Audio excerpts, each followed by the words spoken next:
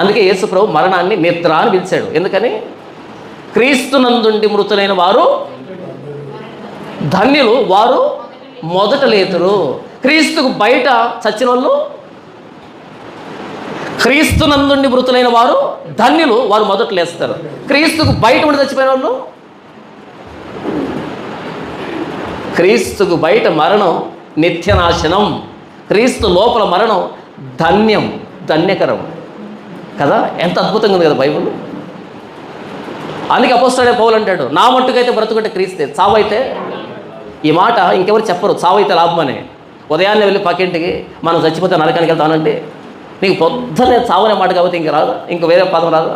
పొద్దునే వచ్చి చావు అంటావేంటి, చీచి అంటారా? ఏమైంది చావు అనే పదం వినపడితే? పొద్దున వినపడకూడదా? సాయంకాలం 5 గంటలకు రమ్మంటావా?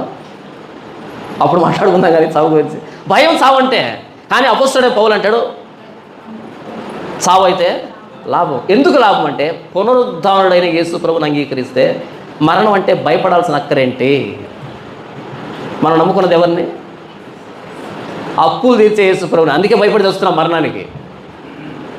మనం నమ్ముకున్నది ఎవరిని? పిల్లల్నిచ్చే యేసు ప్రభువుకి. అందుకే భయపడి వస్తున్నాం మరణానికి. మనం నమ్ముకున్నది ఎవరిని? కడుపులో గడ్డలు తీసే యేసు ప్రభువుని. నమ్మాల్సింది పునరుద్ధానుడైన యేసు ప్రభువుని. పునరుద్ధానుడైన యేసు ప్రభువుని అంగీకరిస్తే మరణానికి భయపడాల్సిన అక్కర్లేదు. ఎందుకంటే ఆయన పునరుద్ధానుడు, మనం కూడా పునరుద్ధానం చెందుతాం. ఏంటి వచ్చిన సమస్య? ఉంటే ఎక్కడ ఉంటాం, పోతే అక్కడ ఉంటాం. అడ్రస్ చేంజ్ అవుతుంది. మనిషి అలాగే ఉంటాం.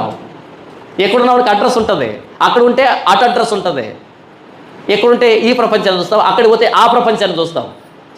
యేసు ప్రభువుని ఎలా నమ్మాలో అలా నమ్మితే అక్కడి నుంచి ధైర్యం పుట్టుకొస్తుంది. పునరుద్ధానం అంటే ధైర్యం. అందుకే అపోస్తలుడైన పౌలు అంటాడు, నా పరుగు కడముట్టించుతుంది, నా విశ్వాసాన్ని కాపాడుకుంటుంది. ఇక మీదట నా కొరకు నీతి కిరీటం ఉంచబడింది. అది నాకు మాత్రమే కాకుండా తన ప్రత్యక్షతను అపేక్షించే వారందరికీ అనుగ్రహించబడుతుంది.